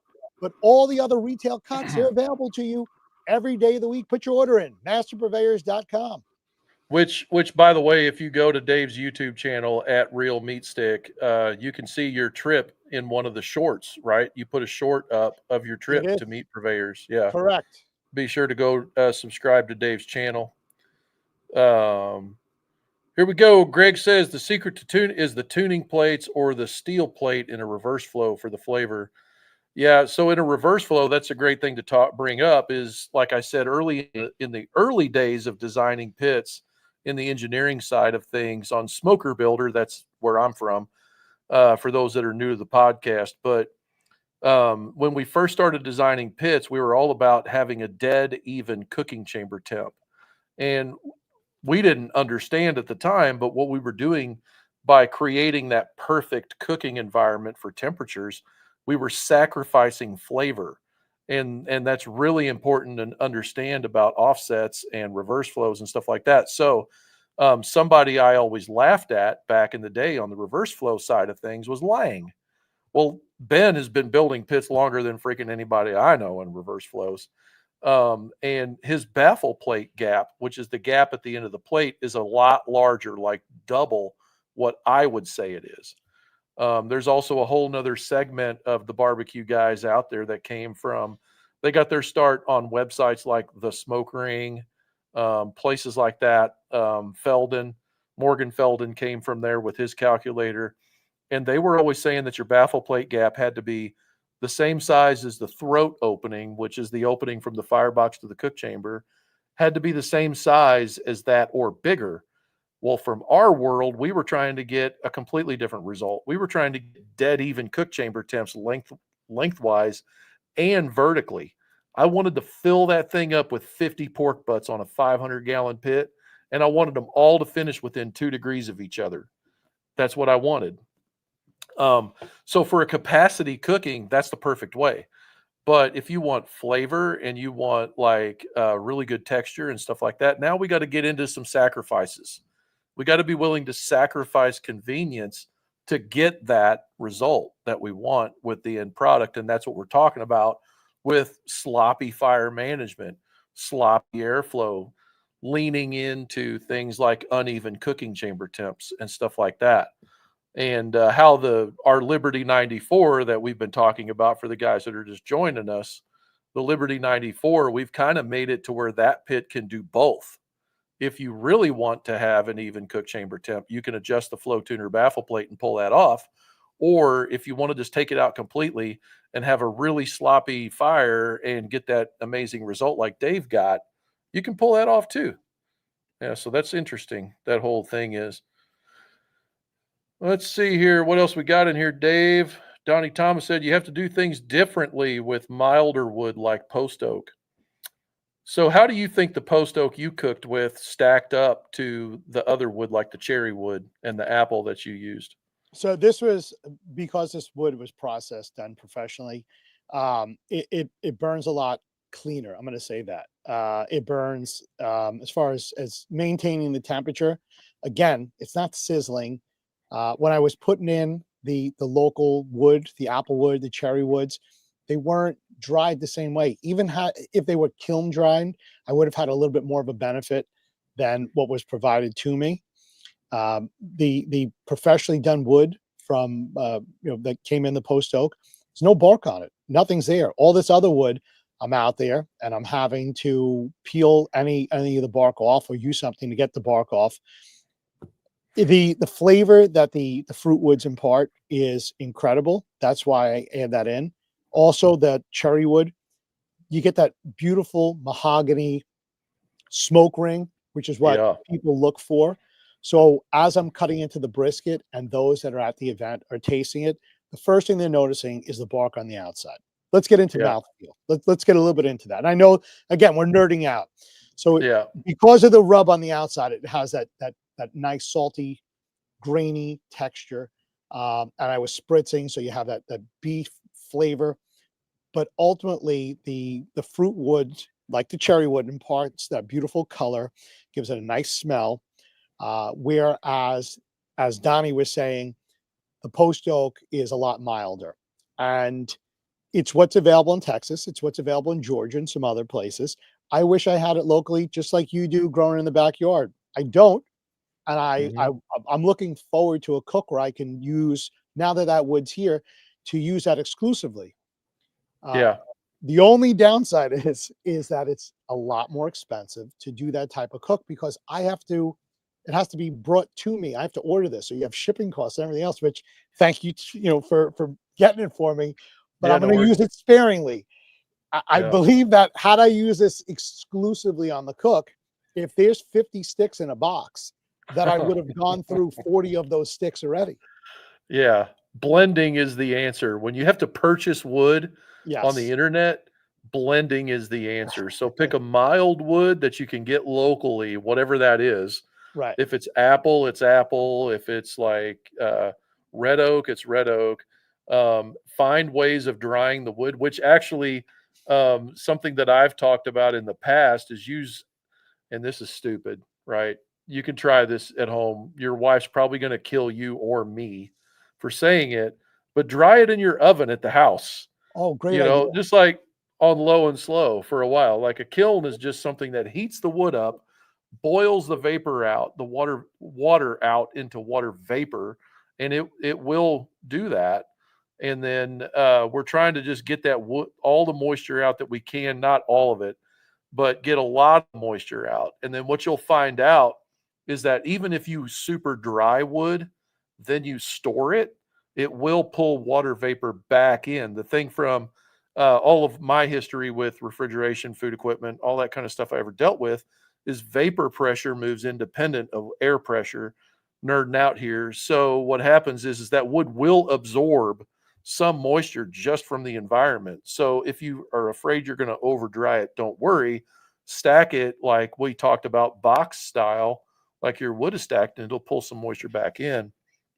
But that's the perfect reason to use a pellet smoker, in my opinion, is to actually like season your wood. So I think not all kiln dried box purchased wood is equal though. I think that like if you go to Academy and buy whatever's on the shelf, I think that's production seasoned wood. And if you actually get it home and you stick some of that wood in your cooker, if we're talking about an offset here, when you stick that wood in your cooker and it starts to light on fire, there's a certain amount of heat it's going to require just for that wood to come up to temperature. Hmm. By the time it actually gets up to temperature, you're going to start seeing that boiling process start to happen. And I've personally seen that wood in those boxes like at Academy and stuff. You'll start to see the water boiling out the end grain. It's like foam comes out. And that's how you know that your wood is still wet. It's basically got to get rid of all of that so that the core of the wood will come up to temperature before it will actually combust. And that's why your fire takes a while to get started. And you said you've seen some of that on your home I, supplied wood. I Yeah, did. Yes. yeah, yeah. Sizzling. Sizzling. And Frank, what you just did is you just, for every gentleman in the audience, whether they're live with us right now or listening to this on a podcast, you just sold every gentleman on how they're going to overcome the adversity of explaining to their wife that they don't have enough cookers and they need one more. That's When they right. We go got to to their have one wife, to kiln dry. when they go to their wife, oh no, you said something very unique. Hold up. Okay. Here's here's here's the kicker to what you just said. Uh taking the wood and putting it in your wife's oven to heat it up, right? If you can overcome that fight, you can for sure overcome that argument of I need just one more cooker. I need to go to my wife to get permission. Just simply don't even bother asking your wife. Just take the So wood and put it in her oven and heat it up there. And watch how fast she tells you to go get whatever it is and go cook that you outside again. need. Yeah, Yeah, yeah. go get it. That's yeah. That's hilarious. That's a great strategy I never thought of. But okay, so true story, years ago, I thought I hit the biggest deal in the world, man, because I'm in Missouri and then I travel over to see my buddies over on the Kansas line. And when you get down into like Baxter Springs and stuff like that, KU, Kentucky University has like these pecan groves down there. And man, I landed on some pecan wood, boy, through this deal. And found a guy down there had it $75 a rick, which that's a whole nother podcast. Let's get into talking about how to buy wood. Like we had an episode about how to buy wood, but I'm talking about how to buy wood, like in volume and what it's called and all of that, right? That's a very debatable subject. But so I bought a rick, which is called a face cord, and for $75 from this dude, brought it home. And I always, at the time, I always kept my wood inside because I was afraid to let it rain on the wood. So I did that and I stacked it up. And I don't know, it was spring when I got it, and I stacked it in the garage. About 3 4 weeks goes by, and we got the garage doors open. It's May, whatever, and there's this bug. I'll get into this here in a second about kiln dry and why why that's a requirement of transporting wood. But I had this thing in there, this wood stacked, and the cicada wood borers hatched in my garage. And let me tell you, they're kind of like black and yellow stripy, and to the untrained eye, they don't look like a wasp, but some people could think they're wasps. They were everywhere in my garage. I mean, everywhere. And that it lasted for a long time. And that's when I found out about those cicada wood borers. And you'll know you got them before they hatch. You'll know you got them because you'll see little piles of sawdust on the floor. That's an instant thing it'll actually be on the wood. So like on the wood split, when you look at it, there'll be like something's digging and they're kicking the wood powder out of the hole. It was everywhere, man. It was such a deal. Anyway, so I laugh about it now, and I don't store my wood in the garage. But that was a deal right there, man. So if those bugs hatch in your wife's oven or whatever happens there, that'll be a whole nother level of permission to go buy whatever you want to season your wood. That's hilarious, man. Got to give a couple shout outs here real quick. AK Barbecue Man says sloppy is my style up here in Alaska. He's talking about our sloppy fire management and how it definitely benefits you in your barbecue. Right here, we got my bro Jordan Schilling. Love you, dude. He says, "Can we get a video of Frank bench pressing the mini, the mini smoke slinger? Don't know that I could pull that off. That's awful funny." Let's see, Greg. The shape of splits changed fire burn time. Let me look for the video of the guy in Texas running a huge bee smoker. He's absolutely correct. A square or round log does need to be preheated before it will actually fully combust.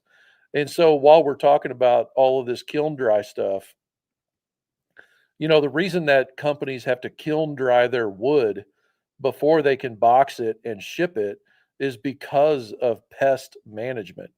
So, like, there's quarantines on certain insects that can be an invasive species in another area of the country. For instance, the emerald ash borer here in Missouri, they actually had a quarantine over multiple states. My buddy's a conservation agent, and anyway, they had a quarantine, and you could not transport wood outside of Missouri into certain other states. Like Missouri and Kansas was okay, but like I couldn't like load wood here and drive to California because there's a risk of me spreading that insect wherever I go.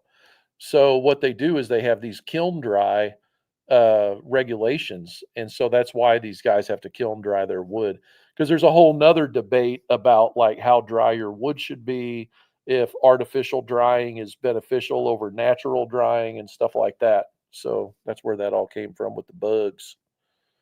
Great stuff. I'm hogging the conversation, bro.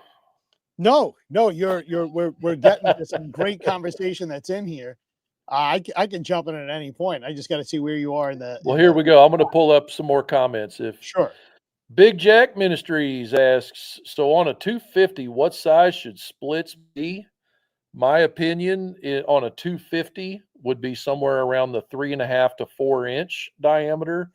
I personally do like triangle shaped wood, although square will work. And somewhere around the 12-inch length is what I like. Bingo is my pit that I use. Yep, yep. Golly, man, we're getting a lot of comments in here, Dave. Are you Great seeing what's stuff. happening in here? Great stuff. Because this is what people are interested in. How Yeah, can they use their offset cookers to be able to make the best brisket of their life? that's right, man. Let's see. Hojo still in there hanging in. I have a round grate with legs that fits in my firebox, which I use to reverse sear proteins I have smoked. Yep, log rack is what we would call that, and Yep. it does work good. The only downside to a log rack when we're talking about sloppy fires is coal bed management. It's really tough to keep. It depends on how it's built, I guess, but the coals tend to fall through the cracks if they're too big, I suppose. Let's see, Donnie Thomas earlier, he was asking, is it still up? Yeah, all of my content from the early days of Frank Cox on the barbecue internet is still up. However, I have not let it go what my name was on the barbecue internet circa 2007. Um, if it ain't raining, we ain't training.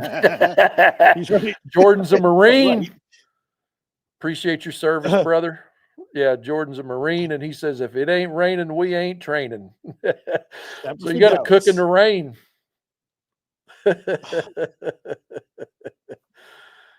Hojo giving Donnie some love. Donnie Thomas says, Donnie knows how to smoke a shoulder clod. Remember his post from the Brethren.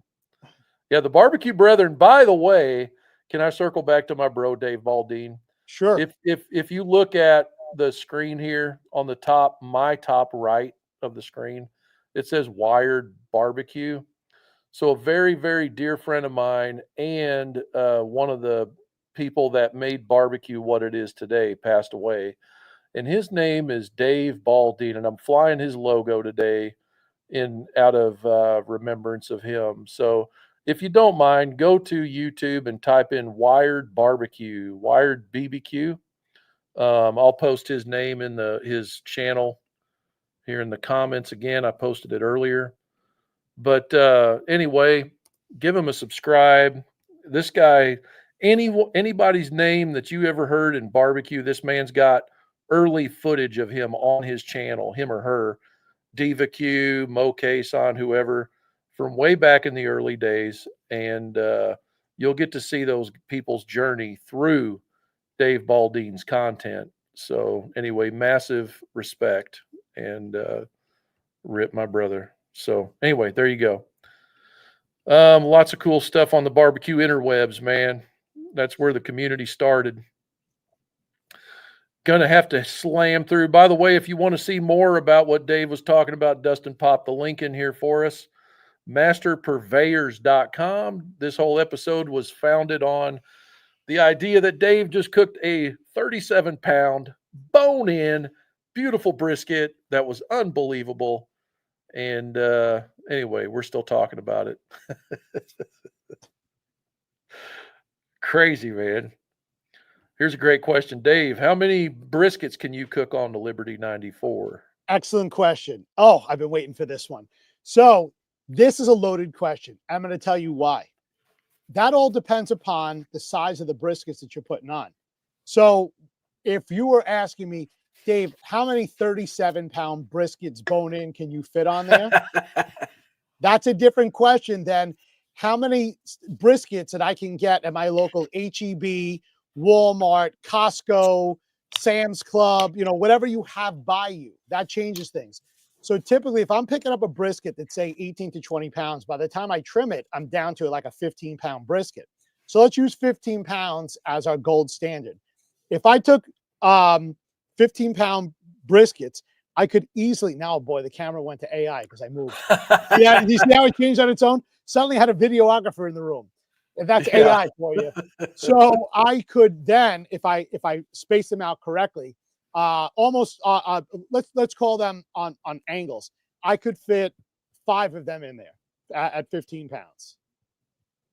Just based upon the massive size of a 37, take that, put it in half, right? So now I could putting them on in a row on an angle, I could get 1, 2, 3, 4, 5 across. Yep. Or I could do possibly, if they're a little bit smaller, I could put them parallel to each other and probably go 2, 4, 6. Yeah, man, I wish I could do a whiteboard on here so I could draw. Oh, you're right. We were going to talk about the airflow and stuff like that. But yeah, so it doesn't honestly matter how. That's the question that comes up when you talk about how many briskets can you fit. We're talking about sometimes we have to ask how many briskets can you fit on a pit and get even cooks on your briskets. Excuse me. So that's what sets the Liberty 94 apart, is that it's a 48-inch long cook chamber, but because of the baffle plate we're talking about in this pit, the vertical baffle, which we call the flow tuner baffle, that pit, it does not matter which direction we face the briskets. In other words, like when you're talking about like 1,000-gallon pit, and you'll see a lot of these internet pit masters or professional pit masters at restaurants tell you turn the point into the wind. We're almost talking about like the direction of airflow now, to where you turn your point to where the firebox, and people are listening on audio on iTunes. On the right-hand side of the screen is my firebox, and all the airflow is going to the left of my left anyway. And so what happens is that we face the point into the wind and the fat cap up. And what happens is that airflow is going through the pit. We're getting the fat that's in that point, and it's protecting the flat, because the flat does not have as much intramuscular fat as the point does. And so it's going to take a little bit longer to render. Whenever the fat cap is hit, it's going to protect the rest of the brisket. And we're not going to render so much fat out too fast, because you can actually just like cook the flat way ahead of schedule, since there's not as much fat in there to lick to. What did you call that reaction with the fat? Oh, we want So what we're This doing is a is we're Dave word. taking we're taking the fat and we're taking the collagen becomes Yep. gelatin. Yeah. And so we don't want that to happen too fast in the flat. Otherwise, Right. we lose all that juice. It's just going to rain out if we're not wrapped. We're not going to be able to recover that juice, etc.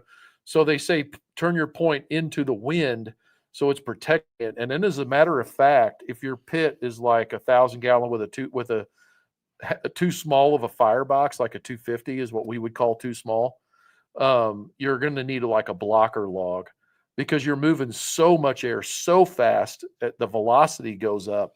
So what happens is that you got to protect the end of that, and you'll see that blocker log deployed in a big pit like that. In the Liberty 94, we don't have to worry about any of that. Like, it No. doesn't even matter. The baffle plate in our Liberty 94, if you go to smokeslinger.com, you can see that pit.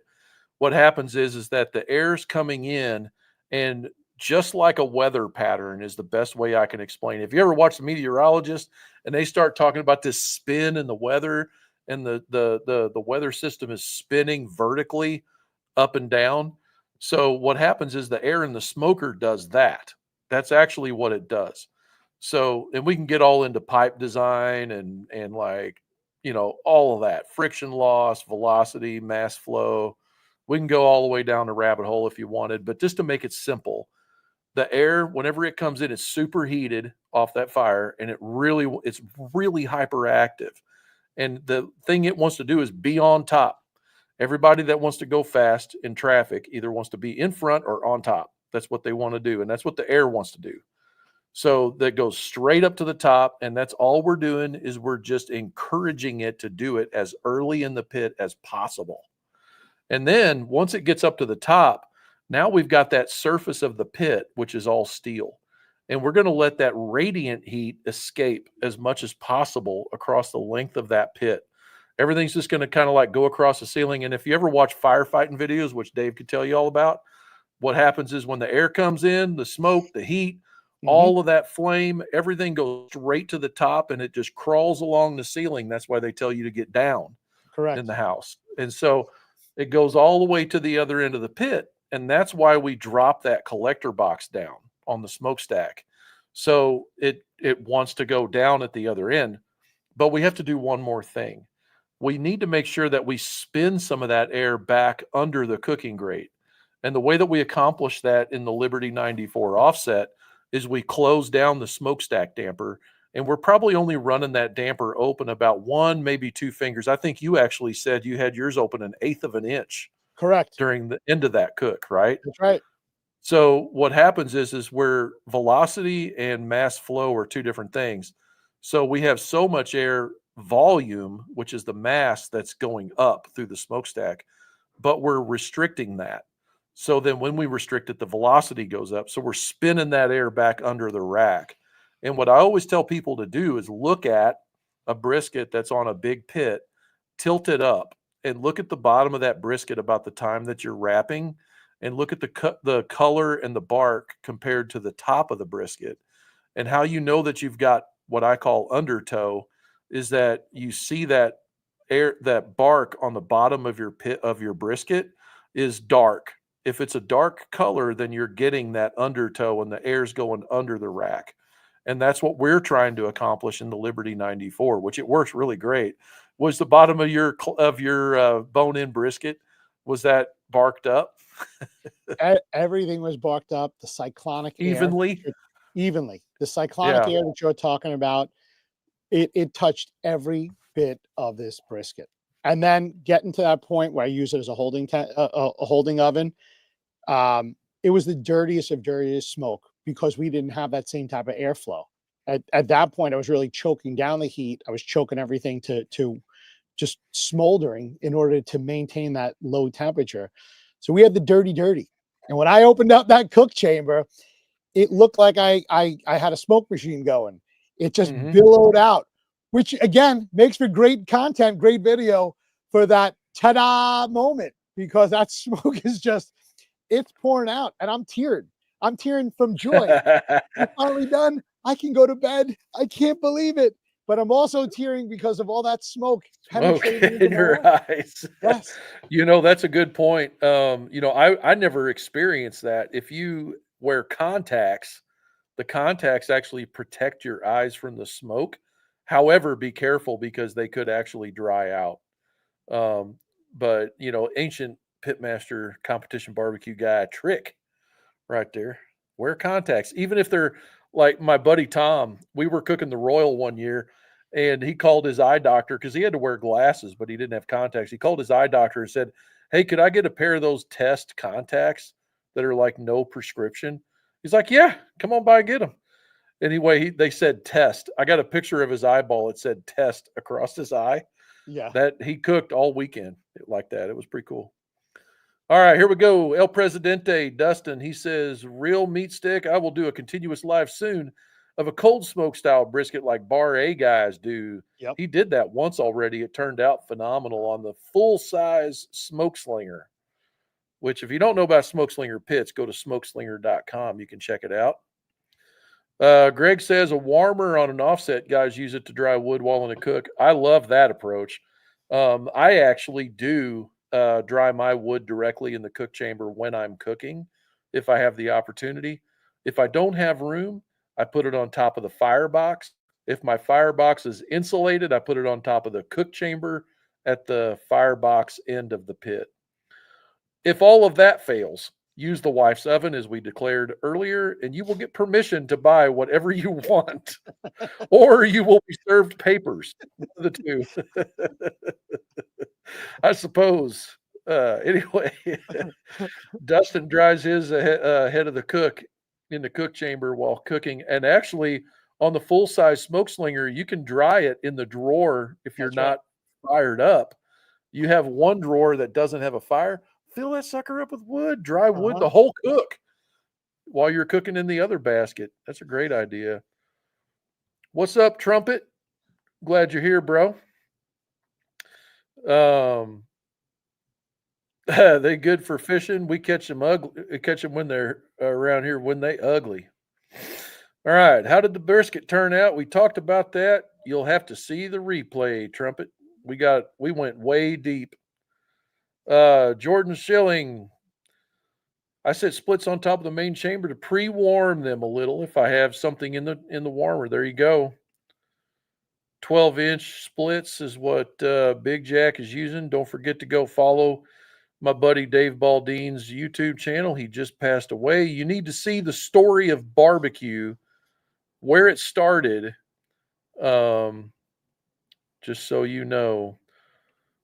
What's up, Daddy Dutch? Appreciate you, brother. Dave, did you get the hook up on that? Yes. In fact, Yes. yes. So Dustin had mentioned a little bit earlier in the comments how he wants to come into town for a 300-hour cook. I don't know if I'm down for 300 hours. 300 hour? That would be pretty intense. I'm going to need a team of people with IVs and infusions of caffeine and stimulants to keep me up for 300 hours. And it was also mentioned here, was I like a zombie? If we do a 300-hour cook, we're all going to be zombies. All of us. All of us. Unless we take turns. Correct.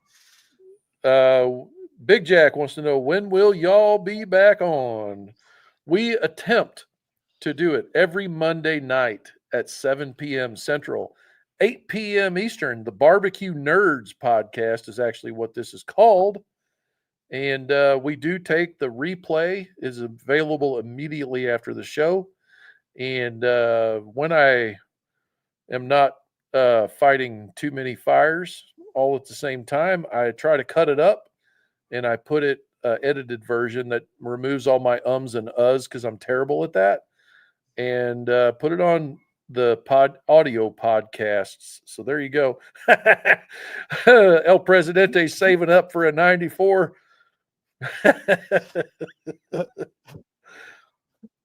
El Presidente is Dustin McCormack in Kaufman, Texas, and he is Smoke Slinger. Anyway, he's the boss. BAWUSE. Boss. Bouse. Solidify. Dustin was asking, were we talking about your smokestack damper being an 1/8 inch or 1/8 open? I was so exhausted that I believe he told me that it should have been 1/8, and I interpret that to mean 1/8 inch. I don't know if he meant 1/8 open. He said he said run it an eighth, and so I went for an eighth. It's let's see. How much bark should you expect? Chris Oh, is I was asking. barking. We were barking. Yeah. So when I'm cooking a brisket, I don't really like go by inches of bark, but whatever the thickness of the fat cap is, basically is what I'm looking for, because there's this awesome reaction that happens with any rub you put on. So um, salt is the key ingredient in, I believe, in bark formation, because there's a no other seasoning that I'm aware of can draw into the meat deeper than the depth of the smoke ring, which is approximately a quarter of an inch. It's actually less than that. I think it's an eighth of an inch. Everything else, the salt can penetrate deep. And what happens is you have this, and Dave can correct me. I could be just talking completely out my, whatever. But salt in a rub can penetrate very deeply. And when salt goes in, it also pulls out. And what pulls out is that myoglobin, right, Dave? And the water, yeah, you're And pulling out water and you're pulling out the myoglobin. Correct. water and myoglobin pull out. And then that emulsifies whatever your bark layer is, which is like your rub, your sugar, anything that can caramelize, that kind of stuff. And so when you layer flavors on, the old hat pro that I followed, and I went to Donnie Bray from Warren County Pork Choppers back in the day, put on a barbecue class, and it was mind blowing for me because that was the first one I attended. And he said, "This is how you put the last thing you put on is the first thing they're going to taste." And he was talking about barbecue judges, but we're talking about people. So you layer your flavors in that order. So salt, then sweet, then smoke, then heat is the way it should go. So you want them to get a little salty bite, and because you're going to want them to come back for more. And then you're going to want to have salt, then sweet. So you're going to want them to have some sweet because they're going to be like, oh, wow. Then you're going to get some smoke in there because you don't want to blast them away with a bunch of smoke flavor up front. And then a little bit of heat at the back of the palate. So you start in that reverse order, but salt is a key ingredient on that base layer because we need to get this reaction happening in the meat, pulling that out. Right. Otherwise, we won't emulsify the rub. That's why you see the rub sweating, and then it liquefies and literally starts to do the magic. And that is the first layer, Mm-hmm. all of that stuff. Your second layer is after you wrap. The third layer is whenever you're saucing at the very end, if you sauce or mop or whatever. So, you got anything to add to that, Dave? I went deep. I just going back to the salt. That's a big thing. When we salt and preservation, salt. When we didn't have refrigeration, in order for our foods to be able to last through the winter time or even through the summer, whatever it is, everything was salted. So you look at your salted cod, for example. The whole reason why it's salted is for preservation. Then we soak it in order to get that salt out and to reintroduce the waters, the hydration back into it. Yeah. Yep. There you go. Oh, let's see. We got tri-tip coming up pretty soon, Chris. Yes, Yep. we do. It's coming. I got 4 prime tri-tips. 300 degrees, sarcastic. Oh, he meant 300 degrees, not 300 hour. Appreciate the 1,100 people that tuned in for this. Thank you, Hojo, for pointing that out. OMG. That's crazy. Let's see. Scott, I store all my wife's Amazon boxes in the back of the barn to use as permission to buy another sucker. She's just about has accumulated enough for the Liberty. So, yeah, there you go. That's one way of measuring permission, is how many Amazon boxes. My best briskets are lightly salted, is what Dustin says, with fine sea salt, saran wrapped and refrigerated overnight. That's a whole nother podcast episode there. Barbecue is better the next day, always. I believe that. So whether you rest in a warmer or rest in the fridge and reheat, you might want to play with that a little bit. What's your thoughts Right. on that, Dave? I agree, and there's a lot of places out there that will cook their meat to a certain point, stop the process, and then the next day start it up again. That's a Yeah. secret in the industry. Yeah. Most people Yep. don't know that that's done.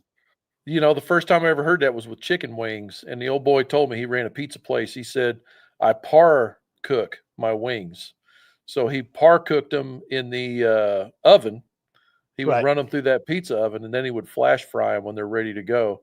Long as you get them above 140, and then you bring them down below 140, stay out of the no zone, you will be fine. There you go. Well, hey guys, Dave, you got anything else you want to add real quick? Well, I'm just looking here, and I'm looking at Dustin's comment about 300 hours and being joking. One of the upcoming cooks is going to involve it's what we call the round of the cow. I'm sure people have heard of the top round. They've heard of the bottom round. They've heard of the inside round, the outside round. All of that comes back to the thigh of the cow. So why I'm bringing this up? You brought up the chicken wing. We have the drums. We've all seen the drumstick of the chicken. We've been to places like Disney World or medieval times where they serve a turkey drumstick. But get ready. Coming soon is the steamship round. What that is the entire thigh.